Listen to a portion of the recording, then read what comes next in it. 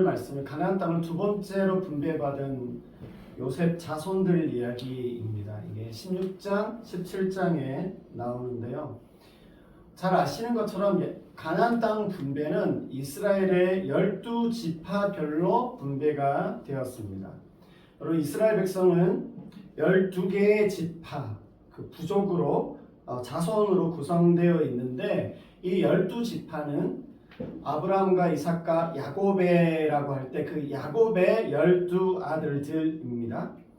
야곱에게 12아들들이 있었는데 요셉은 그 중에 11번째 아들인데요. 이 12지파에는 이 요셉의 아들들의 이름이 2명이 들어가게 됐는데 그것이 므낫세와 에브라임입니다. 그래서 오늘 요셉 자손, 사실은 요셉 지파 이렇게 되는데 요셉 지파에게는 2지파가 생겼어요. 그래서 요셉의 이름이 지파로 거론되지 않고 요셉 자손 그리고 2지파 하면서 므낫세와 에브라임이 거기에 들어갑니다. 그러니까 요셉 자손은 그 아들들 이름으로 지파 이름이 형성이 된 거죠. 그래서 12지파 중에 다른 사람들은 이 요셉 자손 므낫세와 에브라임 지파의 학렬로 따져보면 어떻게 되냐면 삼촌뻘들인 거예요. 그러니까 아버지 세대인데 요 므낫세와 에브라임만 그 자녀 세대 이름으로 지파 이름이 명명되어져 있다. 이렇게 이해를 하시면 되고요. 그리고 그렇게 되면 13개 지파잖아요. 원래 이제 12개에서 하나가 더 늘었으니까 13개인데 레위 지파는 땅 분배에서 제외되었기 때문에 그렇게 하면 12개의 지파가 됩니다. 이렇게 요셉 자손에게서 2개의 지파가 나오게 된 배경이 있는데 여러분 잘 아시는 것처럼 창세기에 보시면 요셉이 애굽에 팔려갔다가 거기서 애굽의 총리가 되잖아요. 그리고 그 이스라엘 땅에 기근이 들었고요. 그 자기 아버지 야곱과 그의 형제들이 그 기근을 피해서 애굽으로 이주해 오는데 그 중요한 역할을 했고요. 또 거기서 생존하고 번성하게 되는데 결정적인 역할을 한 게 누구냐? 요셉입니다. 그래서 야곱이 요셉을 그 자녀들을 축복해 주는데 요셉의 순서에 와서는 요셉은 물론이겠지만 사실은 요셉의 그 2 아들들에게 축복을 해 주게 됩니다. 요셉의 헌신과 역할에 대해 그가 장자는 아니지만요. 그 2 자녀에게 축복을 해준 것은 장자에게 2 몫을 주는 그 전통에 의해서 요셉에게 2 아들들에게 2배의 그렇게 해서 2배의 축복을 준 것입니다. 그래서 이 요셉 지파가 아니라 그 2 아들 므낫세와 에브라임으로 나뉘어서 축복을 받게 되고 유다 지파에 이어서 바로 2번째로 이 요셉 자손 2지파가 땅 분배를 받게 된 겁니다. 근데 특이한 것은요. 이 2지파이잖아요. 근데 16장 1절과 17장 14절에 보면 이들이 2지파이니까 제비를 뽑을 때 2번 해야 될 것 같은데 요셉 자손으로서 한 번만 제비를 뽑았어요. 그러니까 한 몫으로만 분깃으로만 받았습니다. 그리고 그렇게 받은 그 땅 안에서 그 2지파가 다시 제비를 뽑아서 그렇게 나누게 된 형식으로 보여집니다. 그리고 16장 4절에 보시면요. 오늘 제가 16장도 같이 보는데 16장 4절에 보시면 원래 요셉의 아들이 므낫세와 에브라임 요 순서입니다. 그래서 16장 4절에 언급할 때는 므낫세와 에브라임 요 순서대로 그 출생 순서대로 잘 언급을 하다가 분배하는 시점에 들어가면 요 순서가 바뀌어요. 에브라임에게 먼저 분배를 하고 그 다음에 므낫세에게 분배하는 게 보입니다. 다시 말하면 에브라임이 실질적인 장자로서 인정받았다라고 말할 수 있는 겁니다. 요셉의 경우도 자기 형제들을 통해서 장자의 몫으로 장자의 축복을 받았지만 또 요셉의 아들들에게도 보면 그 순서가 어떤 출생의 순서가 아니라 바뀌어져 있는 것을 좀 볼 수 있습니다. 이걸 하나 참고해 주시면 좋겠고요. 아무튼 요셉 자손들은 요셉의 그 헌신과 축복의 상징들이었기 때문에 지도에서 보시면 여기잖아요. 므낫세와 에브라임 여기 이렇게 요 땅이에요. 그리고 이 동므낫세 요쪽에 있습니다. 그러니까 이 가나안 땅에 이들이 차지하고 있는 그 중앙 부분을 이제 이들이 받게 됩니다. 굉장히 비옥한 땅이 저 지역이 굉장히 비옥한 땅입니다. 그리고 동쪽과 서쪽 므낫세 합치고 에브라임까지 합치면 사실은 굉장히 많이 분배를 받은 유다 지파보다도 더 넓은 지역이 어디냐? 요셉 자손이다. 그렇게 말할 수 있습니다. 지도에 보시는 것처럼 요셉 자손인데 므낫세가 위쪽에 있고 에브라임이 아래쪽에 있습니다. 그리고 땅은 에브라임보다는 므낫세가 더 넓습니다. 유다 지파 지난주에 제가 말씀드릴 때 경계선에 대해서 먼저 이야기를 하고 성읍들을 이제 따로 세세하게 나열하는 식이 되었지만 이 요셉 자손의 땅 분배 이야기에서는 경계선을 이야기하면서도 중간중간에 그냥 성읍들을 언급하는데 유다 지파만큼 그렇게 자세하게 말하고 있지는 않고요. 유다 지파 때처럼 아마 다른 12지파에게도 마찬가지일 텐데요. 가족대로 그러니까 가문별로 다 골고루 기업을 받게 됐다라고 말씀드릴 수 있습니다. 이 에브라임 지파의 땅 분배가 16장 5절에서 그 끝절 10절까지 나오고요. 17장부터는 므낫세 지파의 땅 분배 이야기가 나오는데 1절에서 6절은 좀 추가적인 내용이 나오고요. 그 다음에 7절에서 13절이 그 땅의 경계선들을 알려주는 상세한 이야기가 나오고 14절에서 18절이 오늘 저희가 읽은 본문의 말씀입니다. 그래서 우선 오늘 16장 5절에서 10절까지 나오는 에브라임 지파의 땅 분배 이야기를 제가 먼저 조금 말씀을 드리려고 합니다. 출생은 므낫세가 먼저지만 땅 분배는 에브라임이 먼저 받았다고 말씀드렸고요. 실질적인 장자권이 에브라임에게 있는 것, 그 동생에게 있다라고 하고 그렇게 말씀을 드렸습니다. 아버지 요셉도 11번째 아들이었는데 장자의 축복을 받았는데요. 그의 아들들의 경우도 이 순서를 하나님께서 조금 상식과 어떤 자연적 서열들에 대해서 이거 좀 하나님이 파괴하신 것을 볼 수 있는데 당연히 그럴 거라고 생각하지만 창세기에서도 우리가 쭉 이렇게 살펴보면 그 생물학적인 어떤 순서를 그대로 가기도 하지만 그걸 이렇게 벗어날 때도 많이 있는 경우들을 많이 보게 됩니다. 그와 같은 것들을 하나님께서 그 자손들의 이야기 안에서 보여주시는 것은 결국 뭐냐면 하나님의 그 주권적인 은혜로 말미암는다라고 하는 것을 보여줍니다. 어떤 출생에 의해서 자연적인 어떤 생물학적인 것에 의해서 결정되는 게 아니라 그 모든 것들은 결국 하나님의 주권적 은혜로 되어지는 것이다. 므낫세가 못해서 그럴까요? 에브라임이 뭔가 좀 더 잘해서일까요? 아니라 하나님께서 하나님의 어떤 그 주권적인 은혜 안에서 그렇게 하셨다는 겁니다.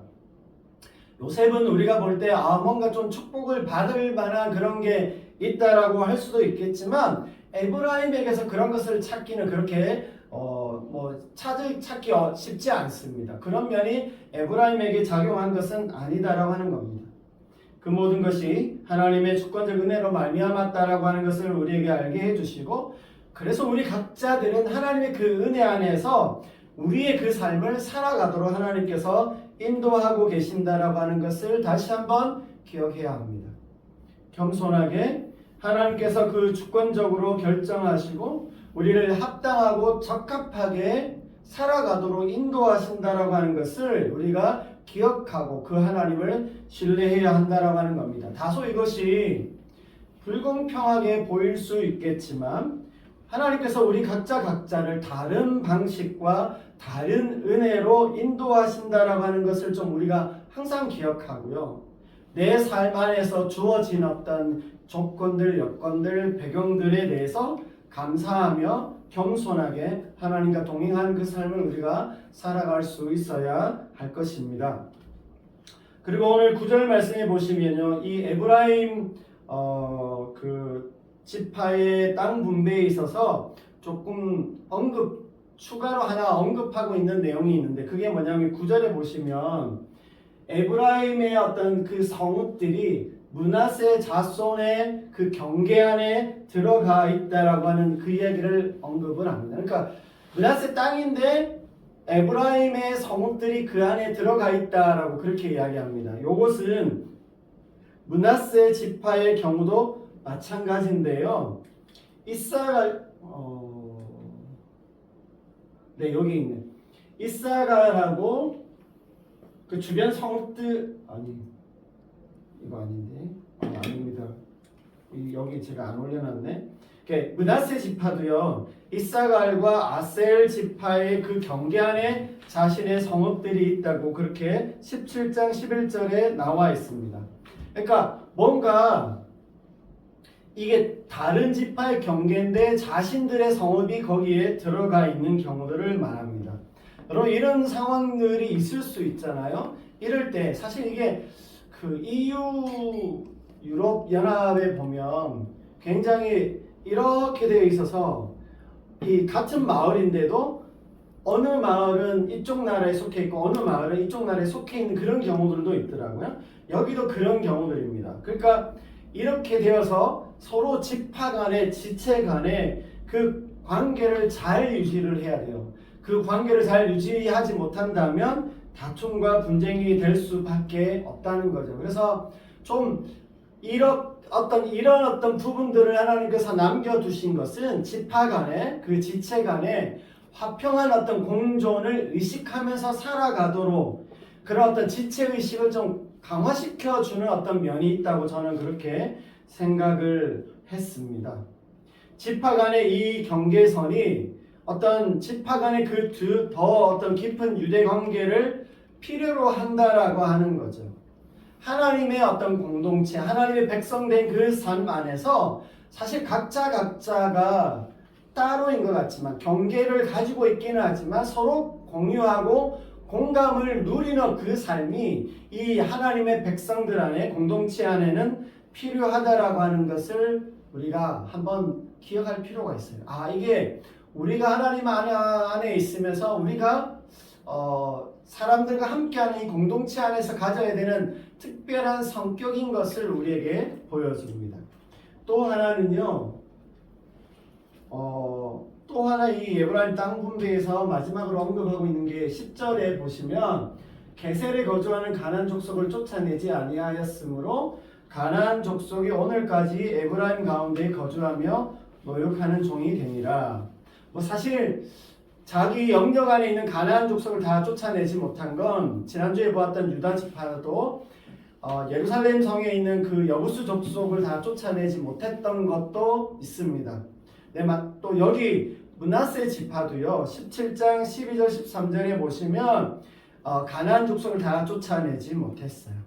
네, 이들만 그런 게 아니라 스불론, 아셀, 납달리 지파들도 자기 영역 안에 있는 가나안 족속을 완전히 다 전쟁은 이겼는데 쫓아내는 건 다 쫓아내지 못한 상태로 계속 이어갔던 것을 볼 수 있습니다.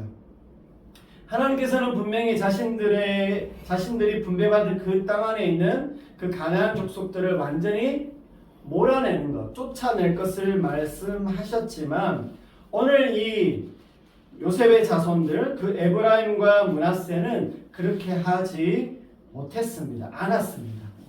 다른 지파들도 그러긴 했지만요. 하나님 말씀대로 하지 않고 여기서 이들이 이렇게 한 이유가 나오는데 뭐냐면 노역하는 종을 삼았다라고 하는 겁니다. 그들에게 그들을 계속 데리고 있으면서 내쫓지 않으면서 경제적인 어떤 이익을 삼기로 했다라고 하는 겁니다. 근데 유다 지파가 예루살렘의 그 가나안 족속을 쫓아내지 못한 것은요, 사실 좀 어떤 면에서 보면 좀 여력이 없었던 것 같아요. 다른데 하는데 막 바빴거나 아니면 그렇게 하는 데까지 신경을 못 쓰고 있는 어떤 그런 상황이 이제 유다 지파였다고 하면 오늘 여기 요셉의 자손 이 두 지파 에브라임과 므낫세는 할 수 있었지만 할 수 있는데 안 한 겁니다. 왜요? 이들을 데리고 있으면 노동력이 될 것 같거든요. 경제적으로 이득이 될 것 같으니까 여력이 있어도 그렇게 하지 않은 상태다라고 하는 겁니다. 여러분 한번 생각해 보시면 이게 그 전쟁에 이겼기 때문에 전리품으로서 거기에 있는 어떤 자원들, 그 사람들도 사실 노동력이거든요. 그러니까 이게 뭔가 이들을 노동력으로 사용할 수 있으면 좋잖아요. 우리가 충분히 저들을 지배하고 다스리고 컨트롤할 수 있다 생각하면 저들에게서 조공도 받고 노동력을 확보하는 게 굉장히 더 실리적이고 또 괜찮아 보이는, 좋아 보이는 그런 어떤 선택처럼 보일 수 있습니다. 근데요, 이런 작은 선택과 안이한 태도가 결국에는 그 자신들을 망치게 되는 그 전조 시작이 되었다라고 하는 사실입니다. 여러분 에브라임은 아까 지도에서 보시면 아시겠지만 진짜 이스라엘 전체에서 중심부에 있고요. 나중에 북이스라엘, 남유다와 북이스라엘이 이렇게 나뉘게 될 때 북이스라엘에서 가장 중요한 지파가 에브라임입니다. 그 중요한 에브라임 지파가 이때 이 작은 선택이 가지고 왔던 나비 효과처럼요. 이 이방 가나안 족속이 섬겼던 그 어떤 우상들, 그리고 그들의 죄악, 악습들을 답습하게 되면서 부패하고 결국 그걸로 인해서 그들의 심판의 어떤 근거가 되어졌다라고 하는 것입니다. 여러분 우리들 역시도요, 물질적인 욕심과 세속적인 그 가치 추구가 때로 우리가 합리적으로 보일 수도 있고 그럴듯해 보이지만 자칫 그것이 당장은 우리에게 해를 주지 않더라도 우리의 신앙에, 우리의 영적 삶에 스며들어서요, 나중에는 결국 치명적인 해가 되어질 수가 있다라고 하는 것입니다. 우리의 신앙을 좀 먹고 잠식해서 악한 영향을 우리에게 줄 수 있다라고 하는 겁니다. 또 하나 더 기가 막힌 내용은 뭐냐면요, 17장 12절에 므낫세의 경우에 이렇게 이야기를 합니다. 가나안 족속이 그 자신들을 쫓아내지 못하네. 안 쫓아내네? 그러고 나서 뭐라고 되어 있냐면 가나안 족속이 결심했대요. 결심하고 그 땅에 거주하게 되었다는 겁니다. 쫓아내지 못한 것이든 아니면 안 한 것이든 자기들이 이들이 이제 므낫세가 용납하고 묵인하기 때문에 그 악한 영향력이 그들 안으로 들어와서 어떻게 했다고요? 거주한 겁니다. 그래서 이게 가나안 족속이 결심하고 거주하였다라고 하는 이 표현이 굉장히 위협적으로 들렸어요. 굉장히 어떤 생물처럼 움직여서 악한 어떤 영향력이 인격적으로 우리의 삶에 거주하는 어떤 이런 그 위협으로 보인다라고 하는 겁니다. 괜찮다고 나는 그런 거 영향 안 받아요. 나는 절제할 수 있어요. 나는 잘할 수 있어요. 컨트롤할 수 있어요. 라고 하는 그 자만과 확신의 틈을 타고 들어와서요, 우리를 오히려 이것들이 결국에는 그들을 지배하게 되는 겁니다. 쫓아내지 못하니까 결국 그들 자신들이 쫓겨나게 되어지는 상황을 맞이하게 되는 겁니다. 여러분 우리가 좀 부족하고요, 연약할 수 있습니다. 그러나 우리 안에 거주해야 되는 분은 누구예요? 예수님이시고 성령님이세요. 하나님의 말씀으로 우리를 더 채워서 정말 성령님과 예수님께서 충만하게 우리 안에 거주하는 그 삶을 살아가는 우리가 다 되시기를 바랍니다. 아멘. 이제 17장의 그 므낫세 지파의 땅 분배를 좀 살펴볼 텐데 내용은 이제 들어가기 전에 오늘 특별한 어떤 에피소드 하나, 슬로브앗의 딸들이라고 하는 이들에 대한 이야기를 좀 살펴볼까 합니다. 지도에서 보시는 것처럼 므낫세 지파는요, 여러분, 므낫세 반지파라고 성경에 기록되어 있는데 그 반이라는 말이 2분의 1을 말하는 겁니다. 그러니까 므낫세의 절반이 여기에 있고 절반이 이쪽에 있는 겁니다. 동쪽에 있고 서쪽에 있는 거죠. 그래서 이거를 므낫세 반지파, 여기 두 개의 반지파가 있고 여기에 9개 반지파가 서쪽에 있는 것입니다. 그래서 므낫세 지파의 절반은 여기에 있다. 이렇게 이해를 하시면 되는데 동쪽에는요 이미 분배를 받았어요. 모세에 의해서. 그리고 나머지 이제 오늘 17장의 내용은 므낫세 그 반지파가 분배받는 내용인데 오늘 본문에 보시면 므낫세는 요셉의 장자라고 분명하게 이야기하고 그 므낫세의 장자 마길을 소개하고 있습니다. 그 마길에게 동편 땅을 그 자손들이 동편 땅을 차지하도록 다 분배가 되어졌고 그 남은 자손들이 서쪽 땅을 분배받는데 여기에 몇 자손들이 있느냐? 6 자손들의 이름이 여기에 쭉 열거됩니다. 6명의 자손들이 나누어서 가져야 되는데요. 이 중에 특별하게 헤벨 가족은 그에게는 아들이 1명밖에 없어요. 근데 그 아들 이름이 슬로보앗인데 그 슬로보앗이 아들이 없고 딸만 5을 놓았어요. 그러니까 아들 없이 딸만 5이 있는 상태에서 슬로보앗이 죽은 겁니다. 그러니까 결국 헤벨의 자손은 딸만 있는 그런 가문이 되어진 거죠. 여기 이 딸들의 이름이 여기에도 나오지만 민수기에도 다 그대로 이름이 나옵니다. 그러다 보니까 이 헤벨 가문은 더 이상 아들이 없기 때문에 사실 우리가 이게 통념적으로 땅 분배 아들에게 그 땅에 기업이 가야 되는데 딸만 있기 때문에 안 갈 수도 있다라고 생각을 한 거죠. 그래서 사실은 이들이 그런 경우에 자기들의 억울한 사정을 이미 모세에게 찾아가서 이야기를 다 했어요. 그리고 그때 한 얘기를 다시 이제 정말 시간이 흐른 후에 다시 엘르아살 제사장과 여호수아와 각 지파 제사장들의 그 모임 회의에 찾아와서 그때 말한 그 약속 우리에게 그대로 지켜서 우리에게 달라고 이야기를 하는 겁니다. 이 내용이 민수기 27장과 36장에 나오는데요. 이때 모세가 하나님께로부터 허락을 받아요.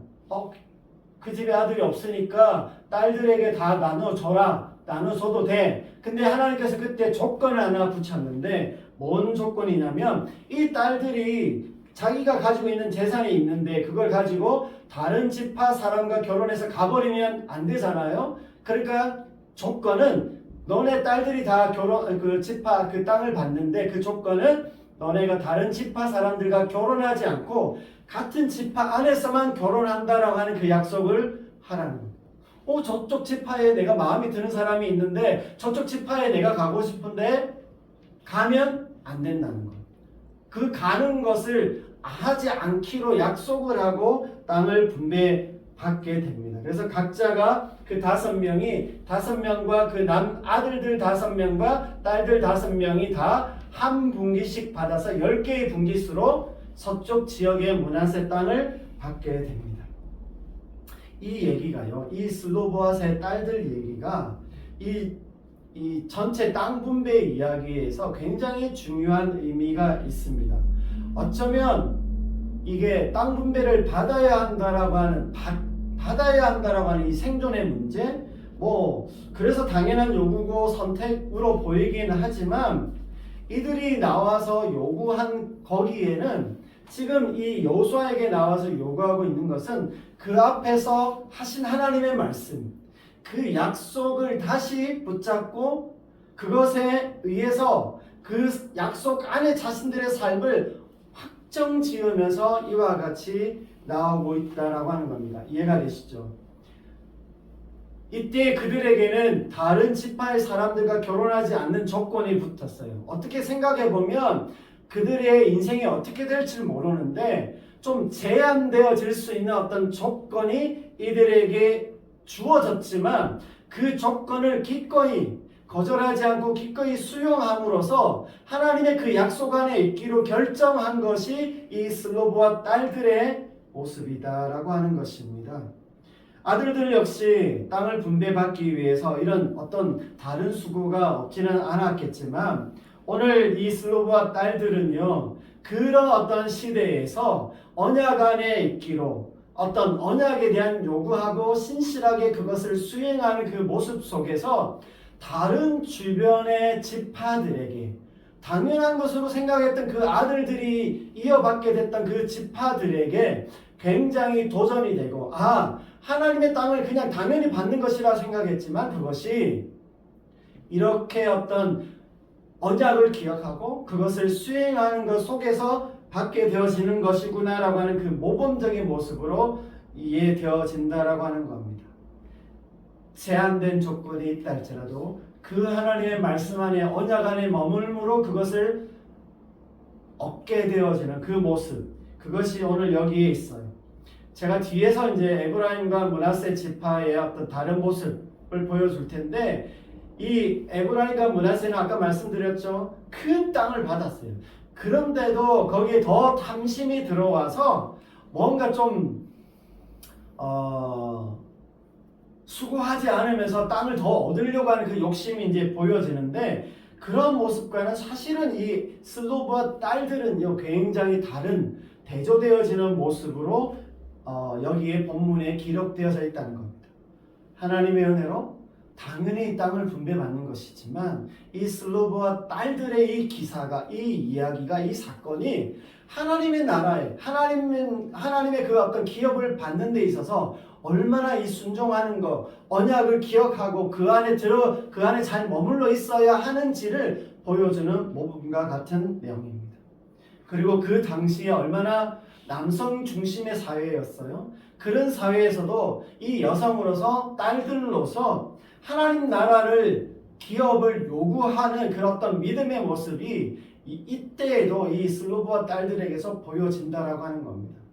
사실 오늘날 한국 사회나 한국 교회 안에서도 여전히 남성과 여성에 대해서 이게 평가하는 것, 어떤 성에 대한 어떤 불평등한 어떤 이야기들이 참 많이 있고, 여전히 그런 관념들 속에 우리가 사로잡혀 있는 것을 많이 보는데, 그런 가운데서도 이 한국 사회와 교회 안에요, 여성들의 활약이 굉장히 두드러지고 많이 올라가고 있다라고 하는 것이 굉장히 좋은 현상이라고 생각을 합니다. 그래서 좀 더 특별히 더 한국 교회 안에서 이 여성들의 역할이 조금 더 높은 단계에서 더 큰 비중 안에서 이루어지는 그런 어떤 시간들이 오게 될 것을 제가 기대하는 마음입니다. 네, 여기까지 말씀드리고요.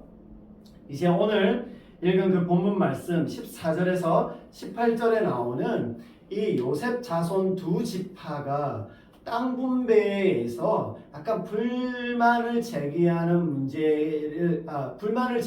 그 이야기가 나오는데요. 14절에 이렇게 나옵니다. 요셉 자손이 여호수아에게 말하여 이르되 여호와께서 지금까지 내게 복을 주심으로 내가 큰 민족이 되었거늘 당신이 나의 기업을 위하여 한 제비, 아까 말씀드렸죠, 한 번만 제비를 뽑았고 그 안에서 둘이가 또 나누게 했다는 겁니다.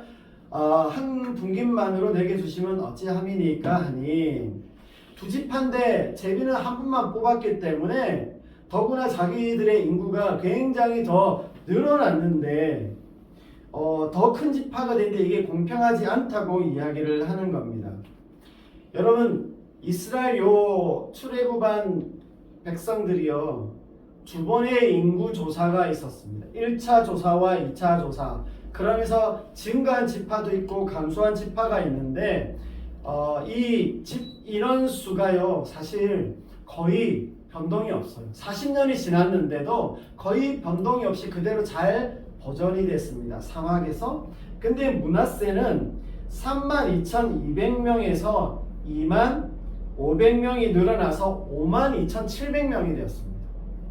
그러니까 많이 늘었어요. 사실 그 지파들 중에서 가장 많이 는 지파가 므낫세 지파입니다.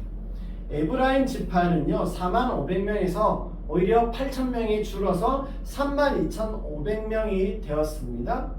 그럼에도 불구하고 이 두 지파, 요셉 자손은 요셉 지파라고 부르는 이 두 지파를 합쳐보면 85,200명인데 지파들 중에서 가장 큰 지파가 누구냐? 우리가 지난주에 보았던 유다 지파입니다. 76,000명이에요. 그러니까 가장 큰 지파보다도 요셉 자손들이 더 인원수가 많고 번성했다라고 하는 거 알 수가 있습니다. 그래서 많이 번성하기는 했어요. 근데 사실 이 두 개를 한 지파로 보면 아까 말씀드린 것처럼 요단 동편까지 합쳐보면 최대의 땅을 부여받은 것, 분배받은 것도 사실이긴 합니다.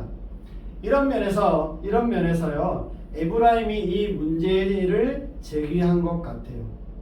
에브라임과 므낫세가 있지만 좀 더 불편하고 불만이 생긴 건 에브라임인데 이 두 지파가 불평하고 불만하는 데는 아마 므낫세는 그 옆에 붙어서 이때 약간 공짜같이 꽁돈같이 뭔가가 생길 수 있을까 싶어서 아마 이런 것을 하지 않았을까라고 하는 생각을 합니다. 아무튼 에브라임이 좀 상대적으로 작은 땅을 부여받은 건 사실이긴 하고요. 15절에 보면 여호수아가 이들이 인구가 늘어났는데 에브라임에게는 좀 비좁긴 하지 라고 하면서 그걸 인정해 주었어요. 그러나 제가 앞에서 말씀드린 것처럼 이들의 땅이 부여받은 건 뭐 다른 지파에 대해서 둘 합치더라도 그 숫자가 압도적으로 많은 게 아니기 때문에 영역으로 보면 그 땅의 크기를 보면 충분한 땅을 그들이 받았지만 여기 와서 이렇게 불만하는 것은 굉장히 뻔뻔한 눈가림으로 이야기하고 있다라고 말할 수 있습니다. 한 지파로 보면 가장 넓은 지역을 받았기 때문에 설득력은 적다라고 말할 수 있어요. 이러한 몫은요, 사실 지파별로 하나님께서 정해주신 거고 하나님의 방식으로 정해진 것이기 때문에 여러분 다른 지파들도 불만을 이야기하기 시작하면 그들 나름대로도 불만이 있고 만족하지 못할 수도 있지만 하나님이 자기들에게 주신 것으로 생각하고 그렇게 그 땅을 받아들이고 사는데 여기 요셉 자손들은 자기들 입장만 내세워서 지파 간에 균열을 만들어내고 소란을 일으키고 있다라고 하는 겁니다. 까놓고 다른 지파들의 입장에서 보면 요셉 자손은 한 개가 아니라 두 개를 가져갔잖아요. 그러니까 다른 지파들 입장에서 보면 자기들이 더 손해를 보았다라고도 말할 수 있는데도 이렇게 나와서 불만을 터뜨리는 걸 보면 사실 좀 그게 못마땅했을 수도 있습니다. 요셉 자손의 이 두 지파 므낫세와 에브라임은 많이 번성하고 많이 받았음에도 만족하지 못하고 욕심을 내고 있는 것입니다. 그 두 몫으로 주어진 것만으로도 충분히 축복이고 감사해야 하는데 그걸 인정하지 않고 감사하지 못한 모습을 보여주고 있는 것이죠. 내게 주어 주신 것, 하나님이 내게 주신 삶의 내용들, 내 인생, 그거 충분히 그 안에서 하나님이 감당하고 충분히 누릴 수 있게 해주신 것이다. 참 이게 받아들이기 쉽지 않지만 그 안에서 감사할 수 있는 우리가 되면 좋겠습니다. 또 하나는요, 여호수아가 이들에 대해서 그 산지와 삼림을 개척하여 땅을 확보하라고 이야기를 하고 있습니다. 제가 한번 읽어볼게요. 여호수아가 그들에게 이르되 내가 큰 민족이 되므로 에브라임 산지가 내게 너무 좁을진데 브리스 족속과 르바인 족속의 땅 삼림에 올라가서 스스로 개척하라 하니라. 요셉 자손이 이르되 그 산지는 우리에게 넉넉하지도 못하고 골짜기 땅에 거주하는 모든 가나안 족속에게는 베스왕과 그 마을들에 거주하는 자들이든지 이스라엘 골짜기에 거주하는 자이든지 다 철병거가 있나이다 하니 여호수아가 다시 요셉의 족속 곧 에브라임과 므낫세에게 말하여 이르되 너는 큰 민족이요 큰 권능이 있은즉 한 분깃만 가질 것이 아니라 그 산지도 내 것이 되리니 비록 삼림이라도 내가 개척하라. 그 끝까지 내 것이 되리라. 가나안 족속이 비록 철병거를 가졌고 강할지라도 내가 능히 그를 쫓아내리라 하였더라. 그러니까 무슨 얘기냐면요. 하나님이 주신 그 분기단에 니네는 불만을 가지겠지만 충분히 그 안에서 니네가 해결할 수 있는 답이 거기에 있다. 너네는 만족하지 못하고 불만하지만 하나님은 그 안에서 충분히 만족할 수 있는 것들을 다 네 인생 안에 너의 그 유업 안에 주셨다. 네 스스로가 그것을 개척하라. 그렇게 이야기를 합니다. 상대가 철병거를 가졌기 때문에 이들은 어렵다고 그렇게 핑계를 대고 있죠. 어찌 보면 사실 현실적으로 우리가 살아가다 보면 우리가 부닥치는 문제에서 좀 의지도 없지만 그렇게 하기도 너무 어려운 경우들을 보게 되어지는데 뭐 그럴 수 있다고는 하지만 우리가 앞에서 누굴 보았어요? 갈렙을 보았습니다. 갈렙은 아낙 자손들을 대상으로 해서 그 땅을 정복하는 것을 보았습니다. 여러분 오늘 이 요셉 자손 두 지파들은요. 자신들의 권리는 주장하면서도 어떤 책임이나 도전은 하지 않는 이걸 누가 그렇게 표현했던데요. 땅 짚고 헤엄치려고 하는 손쉽게 거둬 이렇게 뭔가 쟁취하려고 하는 그런 태도가 이 요셉의 자손들 두 지파에게 보인다라고 하는 것입니다. 자신의 권리를 주장하는 데만 목소리를 높이지만 책임이나 도전은 하지 않는 그런 모습이 오늘 요셉 자손들의 이 두 지파에게 보인다라고 하는 것이죠. 그래서 우리에게 하나님께서 주신 내 삶의 영역 안에서 내가 충분히 만족하고 또 충분히 누릴 수 있는 것들에 대해서 우리가 도전하고 이루어갈 수 있는 우리가 되면 좋겠습니다. 마지막으로 오늘 여호수아의 말을 좀 살펴보면서 마무리를 하려고 하는데요. 이 말씀에 보면 이제 여호수아가 조곤조곤 이야기를 잘해요. 네, 여러분 이 여호수아가 어느 지파에 속한 줄 아십니까? 에브라임 지파에 속해요. 요셉 자손입니다. 초록 동색이라고. 이 자기 혈연이기 때문에 여호수아에게 가서 우리 문제를 이야기하면 여호수아도 잘 알고 있기 때문에 우리 문제를 해결해 주겠지. 그리고 우리 같은 지파인데 우리 문제를 그냥 모른 채 하겠어? 라고 하면서 아마 에브라임이 그렇게 문제를 제기한 것 같아요. 그러나 여호수아가 여기서 어떻게 합니까? 이 어떤 공동체의 지도자로서요. 어떤 사사로운 감정이나 어떤 정에 이끌려서 그걸 결정하지 않은 좀 공정한 모습의 여호수아의 모습을 여기서 좀 부각시켜 주고 있는 것 볼 수 있습니다. 이게 참 지도자 또 누구에게나 우리가 이런 모습이 좀 필요한데 여호수아는 여기에서 어떤 이들이 왜 이러는지 몰라서 모르지 않습니다. 그들의 속마음이 어떤지 잘 알아요. 그렇기 때문에 사실 여호수아의 입장에서 보면 좀 괘씸할 수 있어서 꾸짖고 야단하고 이렇게 좀 책망할 수 있지만 조금 그들을 인정해 주면서 그들의 말을 타고 들어가서 그들을 오히려 격려하고 도전하도록 좀 확신을 가지도록 그 말하고 있는 것을 좀 보게 됩니다. 사실은 제가 오늘 이 여호수아의 이런 어떤 모습들을 보면서 제가 좀 많이 배워야겠다라고 하는 생각을 하게 되었지만 우리 모두도요 사실은 좀 여호수아의 이런 모습 속에서 누군가에게 말을 해줄 때 그들이 하지 않고 있는 것, 그들이 보지 못하고 있는 것들을 발견해서 할 수 있도록 격려하고 확신을 주는 것, 그거 참 중요하겠다 생각을 합니다. 그러면서 여호수아가 한 말이 뭐예요? 개척하라고 이야기했어요. 스스로 개척하라. 이 개척하라는 말이요 히브리어로는 바라입니다. 어디서 많이 들어본 듯하죠. 제가 창세기 이야기할 때 하나님의 창조를 이야기할 때 저 히브리어 바라를 많이 이야기했습니다. 창조하다라는 뜻이 있는데 오늘 이 본문에서는 강조형으로 쓰였어요. 강조형으로 쓰일 때는 창조하다는 뜻보다는 나무를 베다, 제목을 베다라고 하는 의미와 땅을 개간하다라고 하는 그런 의미로 쓰입니다. 분명히 좀 개척하다, 여호수아가 말할 때 개척하다, 개척해라라고 이야기할 때는 뭔 일을 해야 돼요? 나무를 베고 땅을 개간해야 되는 그런 의미로 쓰여지고 그렇게 말한 게 분명해 보이긴 한데요. 제가 오늘 이 창조하다라고 하는 이 의미가 있다는 걸 좀 이렇게 발견하면서 여호수아가 에브라임과 므낫세에게 말해주고 싶었던 의도는 뭘까? 개척하라고 했던 그 말에 숨어져 있는 어떤 정신, 그 내면의 의미는 뭘까를 생각해 볼 때 오히려 창조하라고 하는 뜻이 더 어울리겠다라고 하는 생각을 했어요.